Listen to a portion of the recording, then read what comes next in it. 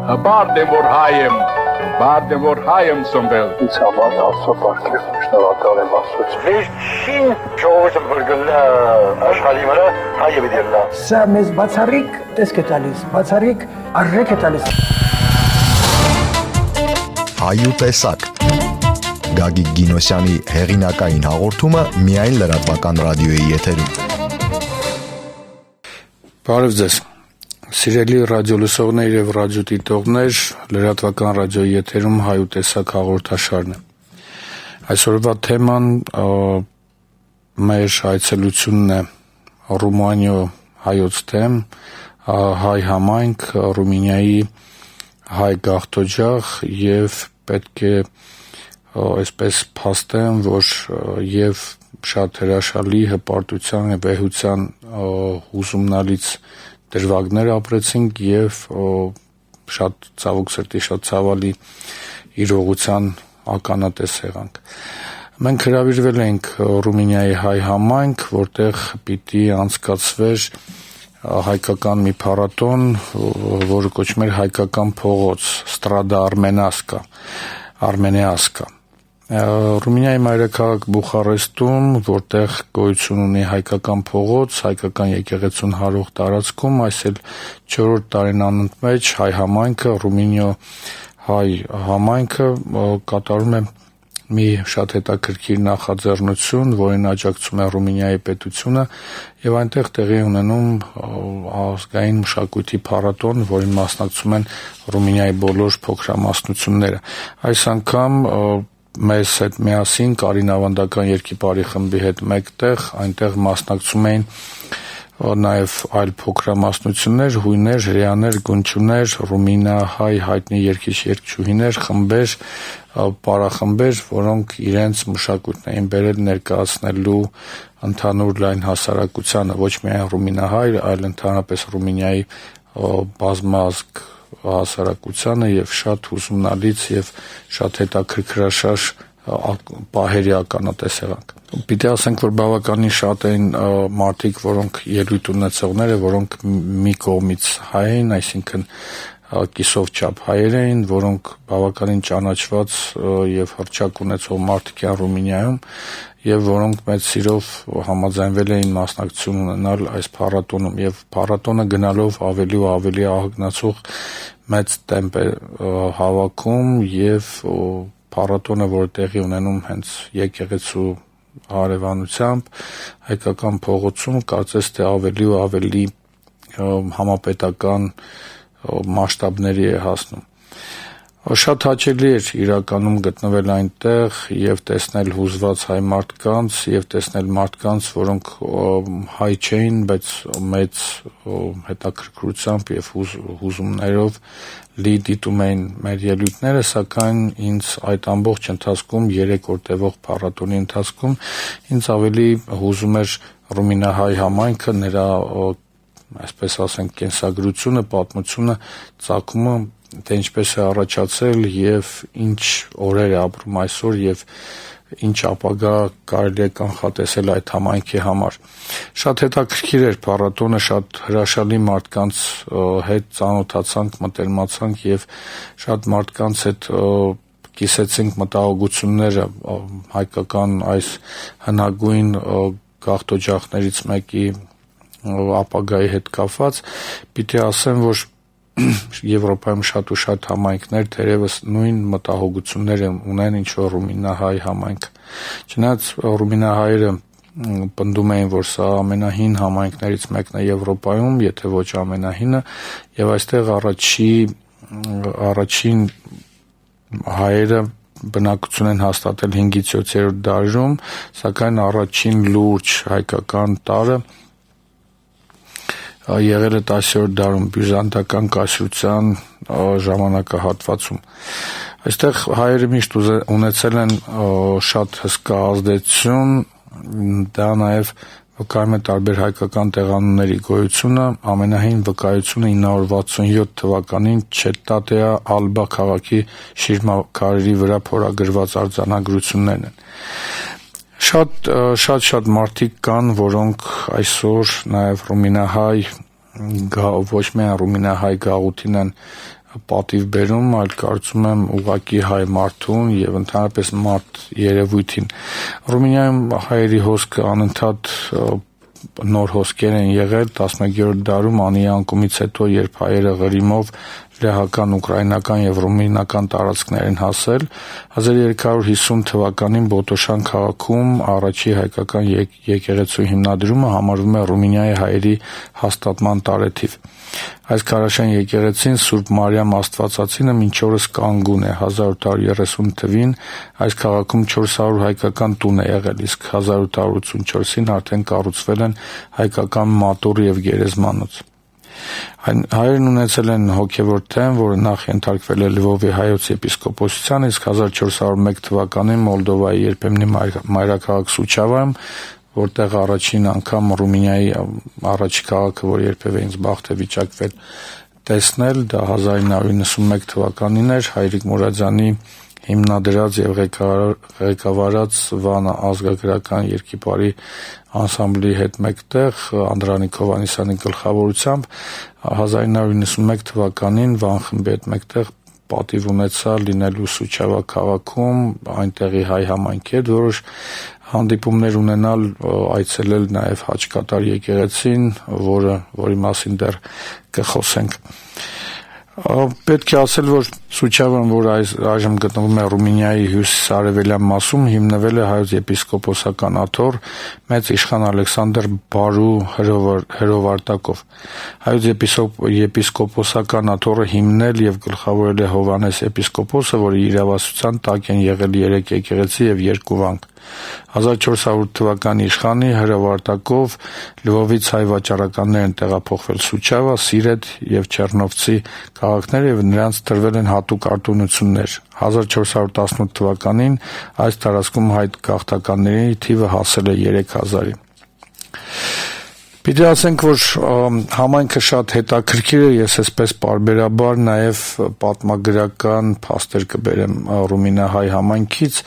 ուղղակի որպեսզի հասկանանք այն ցավը, որ կարելի է ապրել համայնքի հետ ծանոթանալուց եւ այն ուրախությունը, որ այնուամենայնիվ Ռումինիայի պետության կողմից նաև աջակցությամբ մենք այսօր կարողանում ենք այնտեղ իրականացնենք հայկական փառատոններ, բավական չէ, ներգրավենք եւ հնարավորություն տանք այլ ազգային փոքրամասնությունների իրենց մշակութային գանձերը հանդիսատեսին հասցնելու համար եւ սեփական ժողովրդին իհարկե քաջալերելու եւ խրախուսելու իրենց ազգային մշակույթին տեր կանելու եւ չկորցնելու համար։ Պիտի նախ ասեմ նաև փառատոնի կազմակերպիչների մասին։ Փառատոնի հիմնական կազմակերպիչը դա Ռումինիայի հայոց միությունն է, որի նախագահը Վարուժան Ոսկանյանն է, շատ հայտնի գիտնական, գրող, լուրջ քաղաքական գործիչ, հասարակական գործիչ։ Կազմակերպիչների թվում էին նաև մեզ դիմավորող Արսեն Արզումանյանը եւ Բելա Մարտիկյանը, որը տեղի Վարդավառ խմբի գեղարվեստական ղեկավարն է եւ հիմնադիրը։ Թեմի առաջնորդը Ռումինիայի եւ Բուլղարիայի թեմի առաջնորդ Տաթևի եպիսկոպոս Հակոբյանը, ում հետ հանդիպման պատիվ ունեցավ Կարին ավանդական երկիպարի խումբը եւ օրհնությունը ստանալու, փառատոնում ելույթ ունենալու եւ փառատոնը եզրափակելու պատիվը ունենալուց առաջ։ Այսպես կարող ենք անընդհատ թվել հայ համայնքի տարբեր իրադարձություններ, բավականին պատմագրական լուրջ փաստեր եւ շատ հետաքրքիր իրադարձություններ մի մեծ ցանկ քաղաքների բնակավայրերի, որտեղ հայ տարը գերակշիռ է եղել կամ հզոր ազդեցություն է եղել են երկու քաղաքներ, որոնք հիմնադրվել են հայ մարդկանց կողմից եւ նախկին Արմենոպոլիս կամ ինչպես իրենք են կոչում հայաքաղաք, որը այսօր կրում է Գեռլա անվանումը, որտեղից նաեւ խումբ էր մասնակցում եւ խմբի անունը հենց այդպես էր հայաքաղաք։ Եվ այս քաղաքի հայերը շատ հետաքրքիր մի այսպես համաձուլվածք են իրենցով կազմում եւ շատ հետաքրքիր է իրական հայ ճակատագիրը։ Ժամանակին ավստրո-հունգարական տիրապետության տակ գտնվելով համայնքի այս հատվածը, ռումինահայ համայնքի այս հատվածը դարձել է հունգարախոս Եվ այսօր մի խումբ մարդիկ, մի ամբողջական համայնք Գեռլա քաղաքում իրականում կրում է ռումինական քաղաքացիություն, կրում է հայկական արմատներ, որի մասին նրանք հպարտությամբ բարձրաձայնում են, բայց շարունակում են մնալ հունգարախոս։ Այսինքն մեկ համայնքի մեջ կազմավորական առումով, այսինքն այսպես բաղադրիչ որպես իրենց ինքնության 3 տարբեր ճյուղեր կան. հայ ինքնություն, հայ ծագումնաբանություն, ռումինական քաղաքացիություն եւ նաեւ հունգարական լեզվամտածողություն։ Շատ հետաքրքիր է ասեմ, որ ես դեռ չեմ հասրել ծանոթանալ, բայց նրանցից մեկը, որը առավել խորամուխ է եղել իր արմատներին, ասում են, որ մի երիտասարդ արդեն տարիներ շարունակ հայոց մատենադարանի հնագույն ձեռագրերի այս կաճառում այսօր գիտաշխատող է եւ շարունակում է ուսումնասիրել եւ հայագիտությունը եւ հայոց լեզուն եւ հայ հնագույն ձեռագրերը։ Երկրորդ քաղաքը Դոմբրևեն, որտեղ որը նաև կոչվել է Եղիսաբեթուպոլիս։ Սա ավստրո-հունգարական թագավորի կնոջ Եղիսաբեթ թագուհու անունով է, որի բարեշնորհությունը ունենալու հաճույքն են ունեցել, երջանկությունն են ունեցել հայ գաղթօջախը, որի շնորհիվ հիմնվել է այս քաղաքը, եւ հայերը նաև իրենց քաղաքը կոչել են հենց այս տիկնոջ թագուհու անունով։ Սրանք երկուսն էլ այս քաղաքները ձևավորվել են, հիմնավորվել են 18-րդ դարի սկզբում Տրանսիլվանիայում, այստեղ ժամանակին մոտ 10 դար առաջ անիից տեղափոխված հայերի կողմից։ Սա Ռումինիայի Տրանսիլվանիա նահանգի մեջ էր, որը սահմանամերձ է հյուսիսային հատվածում է եւ սահմանամերձ է ավստրո-հունգարական կայսրության։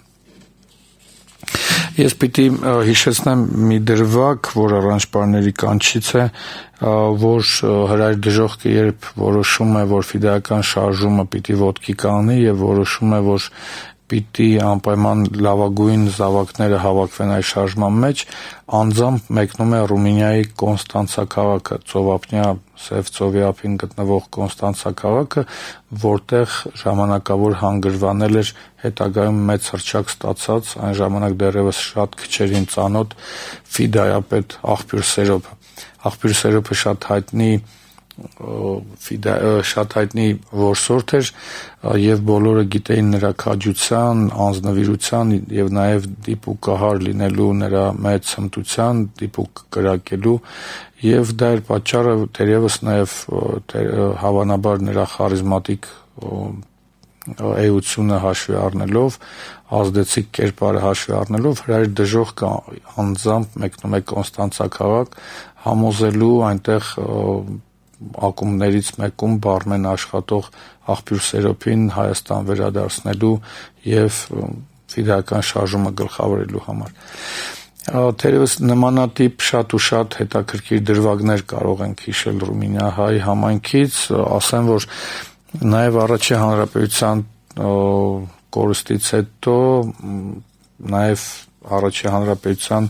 շատ ու շատ գործիչներ հայտնվեցին Ռումինիա-հայ համայնքում եւ հատկապես հայ համայնքը մինչեւ օրս հիշում է Դրաստամատ Կանայանի այնտեղ լինելու փաստը, որը շատ մեծ խանդավառությամբ է ընդունվել եւ բավականին երկար տարիներ Դրաստամատ Կանայանը ապրել է Ռումինիայի հայ համայնքում եւ նաեւ կազմակերպչական հետաքրքիր գործունեություն է ծավալել եւ իհարկե բնականաբար նաեւ գաղափարական եւ հայապահպան գործունեություն։ Հայաստանի առաջին հանրապետության կառավարության նախարարների կեսը Ռումինիայում էին։ Սիմոն Վրացյանը հատկապես վերջին վարչապետը առաջին հանրապետության եւ Դրաստամատ Կանայանը վերջին պաշտպանության նախարարը, այն ժամանակ ռազմական նախարարը։ Եվ պիտի ասենք, որ այս մարդկանց ներկայությունը, հատկապես Դրաստամատ Կանայանի ներկայությունը շատ հստակ էր, հիշողությունները շատ թարմ էին, կարծես 3 եղած լիներ եւ այնտեղ բոլոր համերգների, բոլոր փառատոնային երեկոների առաջին շարքում նստած 93-ամյա ծերունին, որը հիշում էր հաճախ նաև Դրաստամատ Կանայանի հետ իր հանդիպումները, մարդ, որը ուղղակի այսպես շունչ էր տալիս ամբողջ փառատոնին իր ներկայությամբ, որը կարծես հայ համայնքի, Ռումինիա-հայ համայնքի հավերժության առհավատչան է, սակայն պիտի ասենք, որ բազմահազարանոց այս համայնքից այսօր տարբեր հաշվարկներով մնացել է ընդամենը 2000 մարդ եւ այն բոլոր տեղերը, որտեղ որ հայկական լուրջ համայնքներ են եղել եւ եւս մի քաղաք, որտեղ արդեն 99 թվականին պատիվ եմ ունեցել լինելու եւ փառատոնի կրկին մասնակցելու, դա նախկին Ռումինիայի նախկին մայրաքաղաք Յաշին էր, որտեղ նույնպես կար հայկական եկեղեցի եւ այսօր էլ կա հոգեվոր առաջնորդ եւ եկեղեցին գոյություն ունի, բայց 100-ին չհասնող համայնք կա այնտեղ եւ այնտեղ հայերը այնքան քիչ են եւ նրանց մի մասն էլ արդեն հեղափոխությունը, այսինքն անկախությունը ձեռք բերելուց հետո Հայաստանից տեղափոխված հայեր կան։ Գերլայի մասին արդեն ասեցի, որ շատ հետաքրքրաշարժ մի իրողություն է տեղի ունեցել, որ նույն մարդկանց մեջ 3 տարբեր ինքնության սկիզբ կա, ռումինական քաղաքացիություն, հունգարալեզու լինելու եւ հայ ծագումնաբանություն ունենալու, առավել եւս անիի պատվարժան ազնվական արյունը կրելու այդ մեծ պատիվը։ Սակայն այս մարդկանց ողբերգությունը, որ մարդիկ այսօր էլ պարախումբ ունեն, որը կոչվում է հայաքաղաք, բայց բնականաբար բավականին խնդիրներ ունեցող, մեծ մասը ոչ հայերեն տիրապետող եւ առանձնապես նաեւ հայ մշակույթին լրջորեն չտիրապետող եւ ընդամենը սոցկայքերից իրենց մշակույթի, իրենց լեզվի մասին տեղեկացող հայեր, որոնք կարողանում են պարբերաբար իրենց մշակույթին նոր զարգ տալ եւ փորձել իրենց մեջ ինքնության արտնացում արձանագրել։ Շատ կարևոր մի դրվագ նույնպես պիտի հիշեմ, որ 1512 թվականից կառուցվել է մի եկեղեցի, որը հռչակավոր է բավականին ոչ միայն հայ համայնքի համար, պիտի ասեմ, որ 91 թվականին, քանի որ այդ եկեղեցին գտնվում է հենց Սուչավա նահանգի մեջ, Սուչավայի տարածաշրջանում, որտեղ 91 թվականին պատիվ եմ ունեցել լինելու եւ մենք մեր խմբով այցելեցինք Սուչավայի մոտ մերձակայքում գտնվող Հաճկատար եկեղեցին եւ ինչքան էր մեր զարմանքը, երբ որ տեսանք, որ Հաճկատարում ծնկաչոք բլուրի վրա գտնվող եկեղեցի էին բարձրանում ոչ հայազգի ուխտավորները։ Եվ հետո լսեցինք նման խոսքեր, հետո մեզ պատահաբար առանց իմանալու մեր այցելության մասին Բուխարեստից բավականին Սուչավայից հեռու գտնվող մայրաքաղաքից եկեղեցու հովվական այցով պատվեց այն ժամանակվա թեմի առաջնորդ Տիրայր Սրբազանը։ Եվ Տիրայր Սրբազանի այցելության ժամանակ մենք հնարավորություն ունեցանք մեր պատվին տրված պատարագին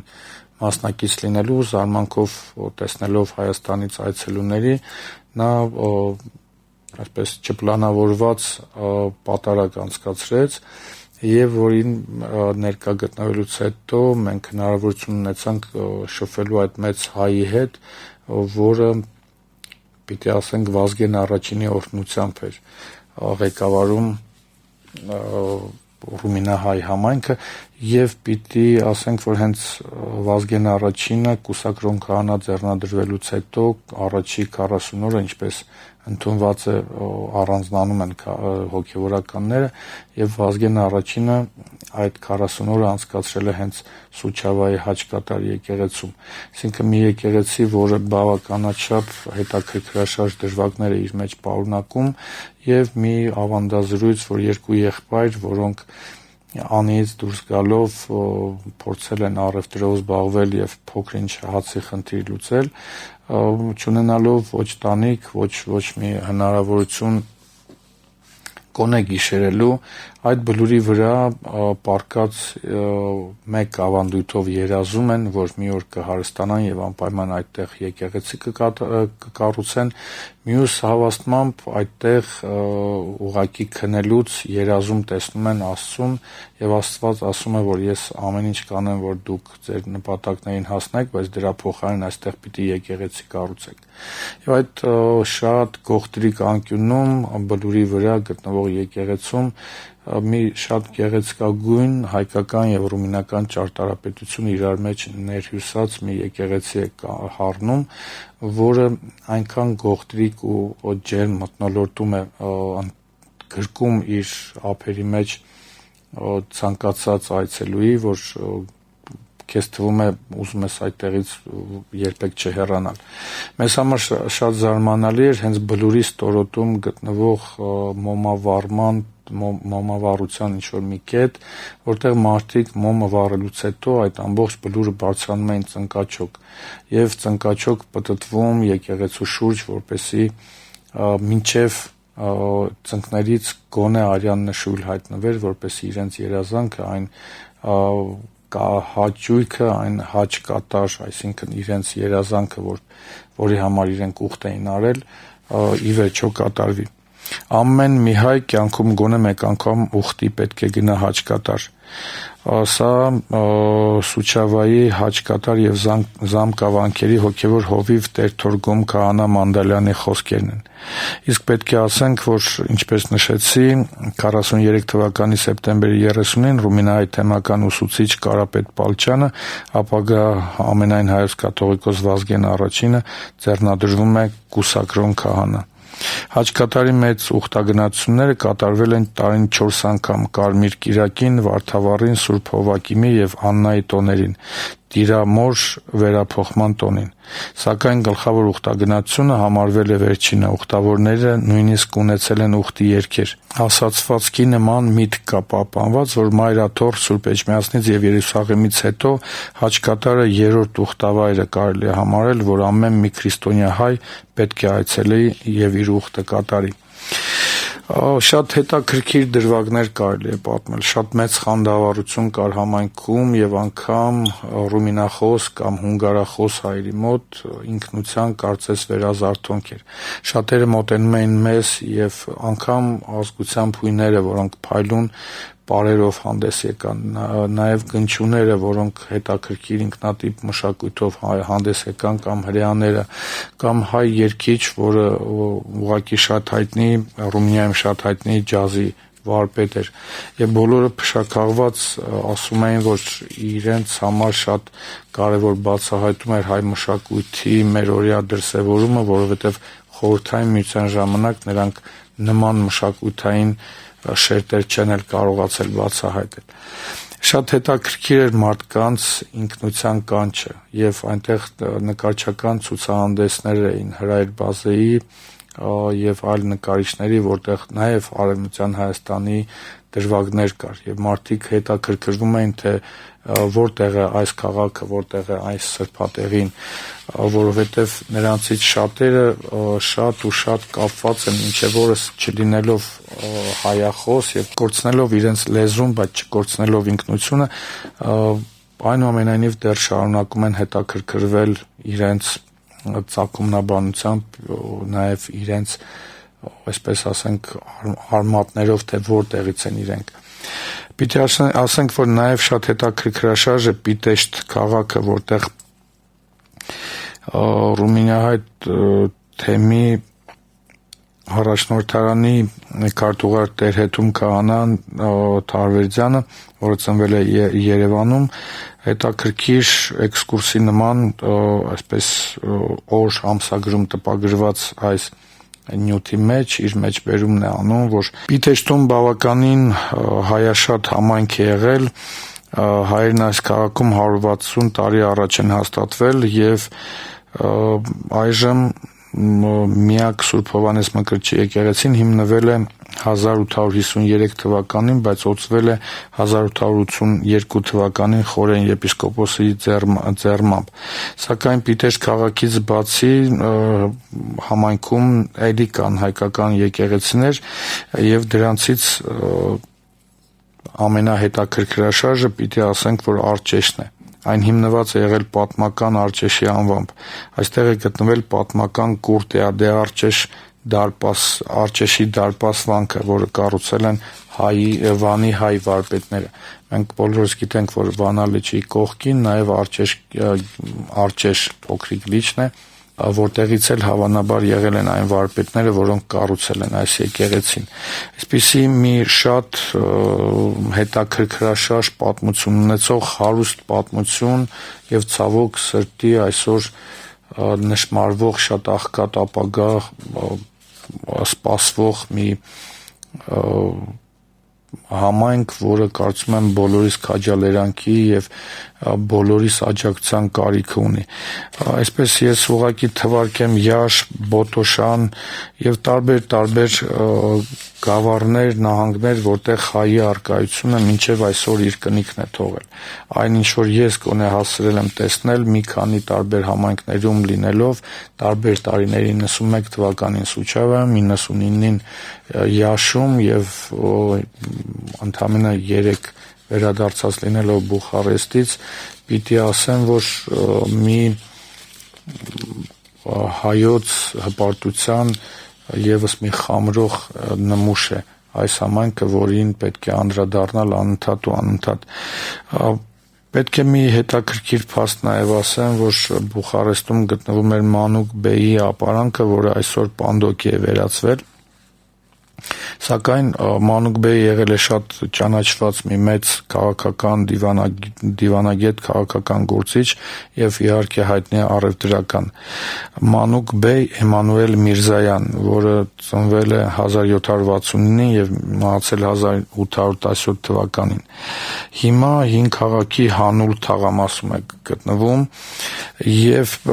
շատ հետաքրքիր դիպվածներ եւ այստեղ է կնքվել շատ հետաքրքիր մի պայմանագիր, որը Ռումինիայի եւ Թուրքիայի կառավարությունների միջև, որի մասին մինչև այսօր ռումինական պատմագրությունը հատուկ շեշտավորումներ է անում։ Այսպես կարելի անընդհատ թվարկել այս համայնքի գեղեցիկ պատմական էջերը, ռումինահայ համայնքի գեղեցիկ պատմական էջերը, բայց ասենք, որ այսօր շատ փոքրիկ, այսպես կիրակնորյա դպրոց, փորձեր հայ մարդուն սովորեցնել հայերեն խոսել, գրել, կարդալ եւ երեխաների մեջ սերմանել հայրենասիրություն եւ սերմանել կապը հայրենիքի նկատմամբ, հաճախակի մասնակցությունը նաեւ համայնքի ղեկավարների մասնակցությունը Հայաստան Սփյուռք համաժողովներին, տարբեր արիտուն ծրագրին, ամառային դպրոցներին, սակայն պիտի ասենք, որ շատ աղոտ հայերենով, շատ այդպես ասենք ոչ լիարժեք հոգևոր հույզերի տեղ թողնող հայերենով, որովհետև պիտի լիարժեք տիրապետես սեփական մայրենի լեզուն, որպեսզի կարողանաս քո հույզերը ամբողջությամբ հենց մայրենիով վերարտադրես։ Շատ հետաքրքիր մի համայնք, որտեղ եւս մի դրվագ ռումինահայ ռումինահայ համայնքի պատմությունից եւս մի դրվագ, որի մասին հաճախ մոռանում ենք, մենք հիշում ենք, մատնանշում ենք ցեղասպանության 100-ամյակին շատ տարբեր դրսևորումներ, կարենեփե, տարբեր արաբական աշխարհում, տարբեր որբանոցներից, մենք հիշում ենք Երևանի ամերիկյան որբանոցը եւ այլ մեծ ու փոքր որբանոցների, նվիրյալների, որոնք սեփական կյանքը վտանգելով, սեփական միջոցներով եւ տարբեր միջոցներ հայթայթելով հայ որբերի համար որբանոցներ են կառուցում, որպեսզի ցեղասպանությունից փրկված հայ երեխաներին, որբուքներին կարողանան հնարավորություն տալ վերապրել այդ դժնդակ օրերը եւ չմահանալ եւ չանետանալ աշխարհի երեսից հայ ժողովրդին։ Սակայն պիտի ասենք, որ Եվրոպայում առաջինը, ընդհանրապես դերևս առաջինը, որ որբանոց է կառուցվել եւ հայ որբերին տեղավորելու համար, դա Ստրունգայի որբանոցն է, որը հենց Ռումինիայում է գտնվել։ Մենք հաճախ մոռանում ենք պատմական դրվագներ, որը պիտի որ մեզ համար թանկարժեք լիներ։ Առաջին պահպանված հայկական եկեղեցին, որը երևի թե քարե ամենահին եկեղեցին է ռումինահայ ընդհանրապես եվրոպական հայկական եկեղեցաշինության մեջ 1350 թվականին Բոտոշանի եկեղեցին է, որը ոչ թե 1350-ին է կառուցվել, այլ նա շատ ավելի հին է, ուղղակի 1350 թվականին Փայտաշեն եկեղեցին վերակառուցվել է արդեն որպես քարաշեն եկեղեցի։ Շատ ու շատ հին եւ նոր դրվագներ կարելի է մատնանշել Նժդեի, որոշ ստեղծագործություններ հրատարակվել են, որոշ աշխատություններ հրատարակվել են հենց Կարապետ Պալճանի, նույն ինքը Վազգեն առաջին կաթողիկոսի կողմից հրատարակվող պարբերականում։ Եվ այսպես կարելի է թվարկել եւ ցավով վերջում նշել, որ այս ամբողջ հարստությունից, այս ամբողջ հպարտությունից մնացել է ընդամենը 2000 հայ, ծրված ամբողջ Ռումինիայով, որոնք մեր բոլորի կարիք ունեն, հայրենիքի աջակցության, զորակցության կարիք ունեն։ Եվ ինչու ոչ այդ փառատոնը, որ կոչվում է Strada Armeniaska, այսինքն հայկական փողոց, կարծում եմ նաև Հայաստանի իշխանությունների աջակցության կարիք ունի եւ դերևս պիտի որ եկող տարի կոչ անեինք, որ եկող տարի այս փառատոնը համատեղ ռումինահայ փառատոնի վերածվեր եւ Ռումինիայի եւ Հայաստանի իշխանությունների մշակույթի նախարարությունների համատեղ ձեռնարկը լիներ եւ ոչ միայն Ռումինիայի իշխանությունների եւ ռումինահայ համայնքի եւ կարծում եմ նման փառատոնները Եվրոպայի այսպես կենտրոնում գտնվող երկրներում ոչ միայն շատ հզոր մշակութային քաղաքականություն է, որ պետք է տարածել ամբողջ Եվրոպայի վրա, նախ եւ առաջ ռումինահայ համայնքում հայապահպանության կարևոր ներդրում է, որը վստահաբար վաղը պիտի վերադառնա հայ մարդուն, հենց նույն Վարուժան Ոսկանյանի, նույն նաև այն մարդկանց տեսքով, որպեսի Վազգեն առաջինը, որը հենց ռումինահայ համայնքի լավագույն ներկայացուցիչներից է եղել, եւ Տեր-Տիրաժ Սրբազան Մարտիկյանը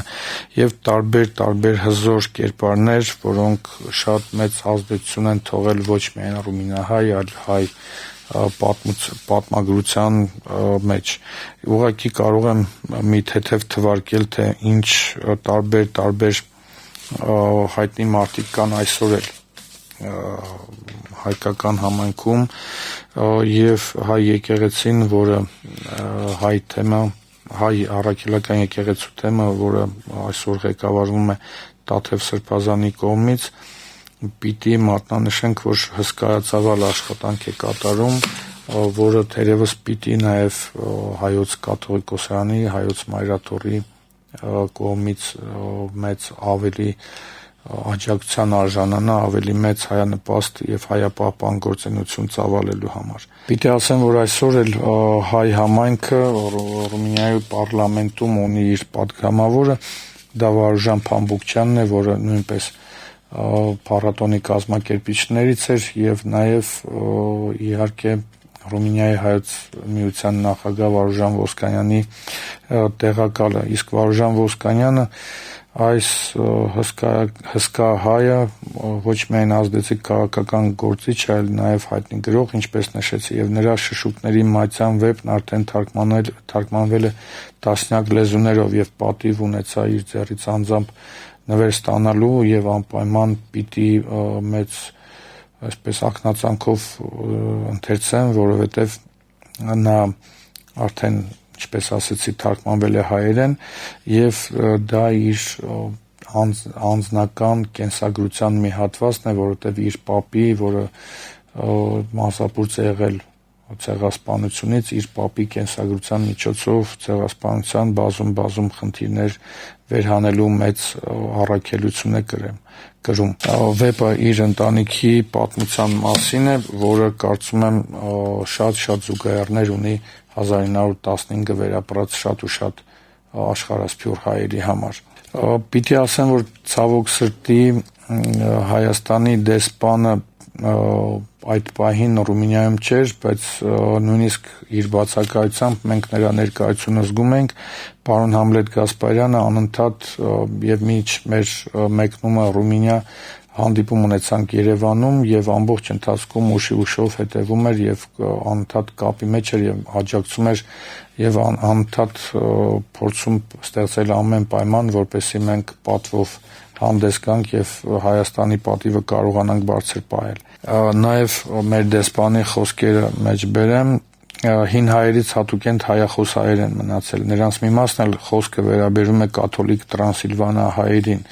այդ իմ ասած Գերլա եւ Դումբրվեն քաղաքի հայերին, երեք ինքնություն կրողներ են, հունգարախոս են, ռումին քաղաքացի եւ ծագումով հայ, բոլորին յուրատեսակ մի ձուլվածք։ Հայերենն այնքան է նահանջել, ասում է դեսպանը, որ նույնիսկ եկեղեցիներում ավելի հասկանալի լինելու համար քարոզներն արվում են ռումիներեն կամ թարգմանվում են ռումիներեն։ Իսկ Տրանսիլվանիայում միայն հունգարերեն։ Այդ նահանջը պայմանավորված է Ռումինիայում հայ համայնքի հնությամբ, խառնամուսնություններով, հայերի մի մասի դավանափոխությամբ, երկրորդ համաշխարհային պատերազմից հետո ռումինահայերի ուծացումով, որը պայմանավորված էր կոմունիստների ազդեցությամբ։ Իմիջիայլոց Ռումինիայի կոմունիստական բռնազավթումով շատ մեծ վնաս է հասցվել հենց հայ համայնքի համար, որոնցից շատերը ուղղակի արտագաղթել են, ինչպես Ռումինիայի թագավորը։ Եվ մի մարդու մասին անպայման պիտի մատնանշեմ, որի մասին առանց մատնանշելու, առանց որի մասին բարձրաձայնելու թերևս Ռումինիայի հայ համայնքի մասին խոսելը կլիներ շատ թերի։ Կոնստանցիայի հայ համայնքի առաջնորդ Տերոշական Խաչատրյանը մատնանշում է, որ այդ համայնքը շատ հին է, հիմնականում 16-17-րդ դարից են հայերը եկել եւ հաստատվել, եւ մատնանշում մեջբերում անում Հակոբ Սիրունուն։ Հակոբ Սիրունին, ում մասին ուզում էի անպայման բարձրաձայնել եւ այս անունը հնչեցնել, Հակոբ Սիրունին նա այն մարդն է, որը ամբողջովին հավաքել եւ այսպես ամբողջացրել է ռումինահայ գաղթօջախի պատմությունը եւ այն մարդը, որը փորձել է պահպանել եւ իրոք ամբողջացնել մեկ ընդհանրությամբ բերել ռումինահայ համայնքի ամբողջ պատմությունը։ Եվ Հակոբ Սիրունու մասին խոսելով ես այնտեղ տեսա Ռումինիայում Բուխարեստում տեսա մի հսկա այսպես մեդալների հավաքածու, որտեղ 16 մեդալներ կային եւ այնտեղ բոլոր ազգային փոքրամասնությունների նվիրալներն էին, որոնք ամբողջ տվյալ համայնքների պատմության ընթացքում կարծես տվյալ համայնքի, տվյալ ազգության խորհրդանիշը լինեին եւ ինձ համար տարօրինակ մի բան, որ հունգարական մեծագույն կոմպոզիտոր, հունգարական Կոմիտաս կարելի է կոչել Բարտոկը նույնպես եղել է ռումինաբնակ եւ Ռումինիայում եղել է Հունգարիայի համայնքի լավագույն ներկայացուցիչը եւ խորհրդանիշը եւ այդ ամբողջ ցուցակում հայկական որպես խորհրդանիշ ընդգրկված էր Հակոբ Սիրունին։ Եվ եզրափակելով իմ խոսքը այսօրվա թեմայով ասեմ, որ ռումինահայ համայնքը մի անգամ եւս ինձ ստիպեց ակնածանքով եւ խորհրդավորությամբ նայել հատկապես եվրոպական հայ համայնքներին։ Ես դեռևս չեմ հասրել լինել նաև լեհական, չեխական համայնքներում, սակայն պիտի ասեմ, որ այսպես զուգահեռներ անցկացնելով Լեհաստանի, Բելգիայի,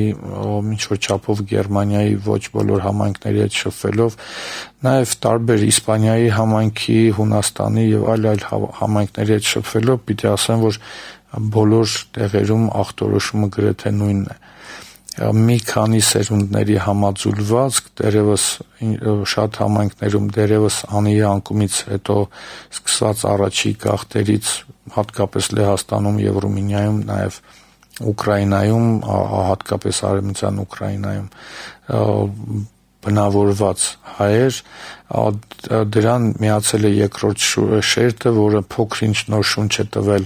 հայկական համայնքներին 1915 թվականից հետո եւ դրան միացած երրորդ շերտը Հայաստանի անկախացումից հետո, որը իհարկե ամենացավալին է, որ ցեղասպանությունից հետո արտագաղթ եւ անկախության ձեռքբերումից հետո արտագաղթ, սա մեր ամենացավոտ խնդիրն է։ Այսպես երրաշերտ համակարգ, որտեղ առաջին արդեն վաղուց հայախոս չէ, երկրորդը կիսով չափ արդեն ձուլված խառնամուսնություններով, երրորդ սերունդը, որը դեռևս չի կարողանում ինտեգրվել նախորդ երկու սերունդների շերտերի հետ եւ ներքին պայքար կա եւ ներքին հակասություններ կա եւ տարբեր մշակույթները կրելու, հատկապես վերջին սերունդը կոմունիստական մտածելակերպ, ռուսահայ մտածելակերպը կրելով եւ այս ընդհարումները, երբեմն ներքին անհամաձայնությունները նաեւ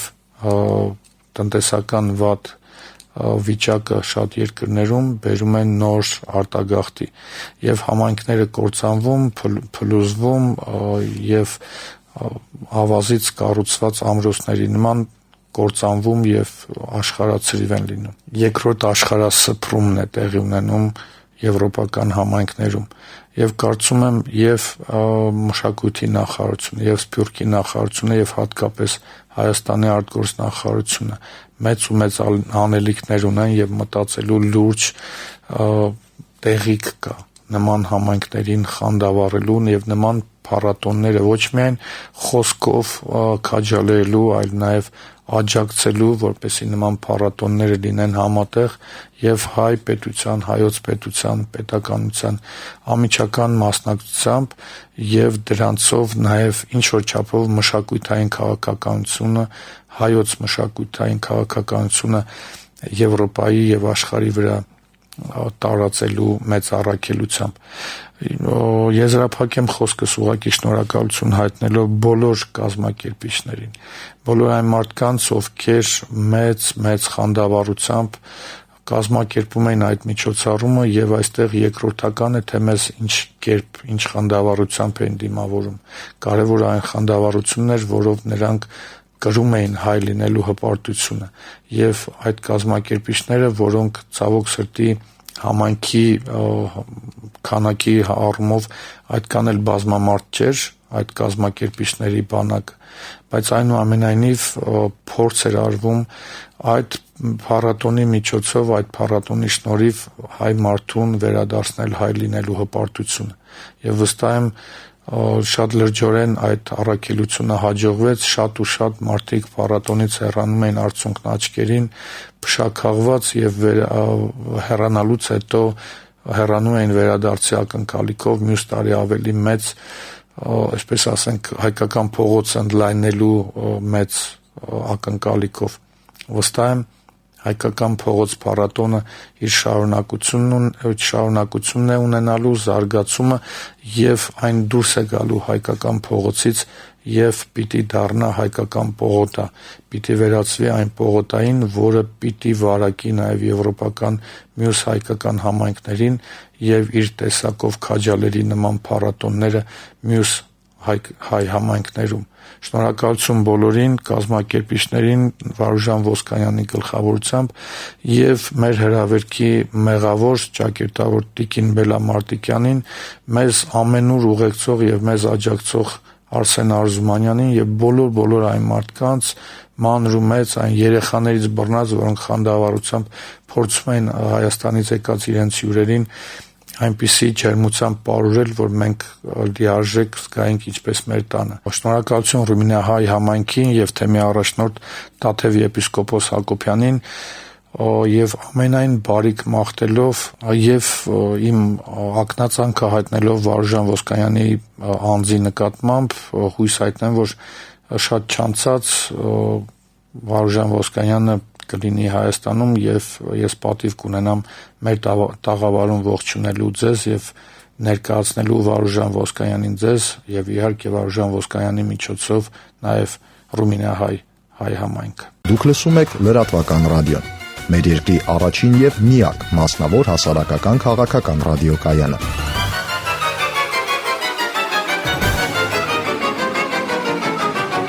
Լրատվական ռադիո FM 106.5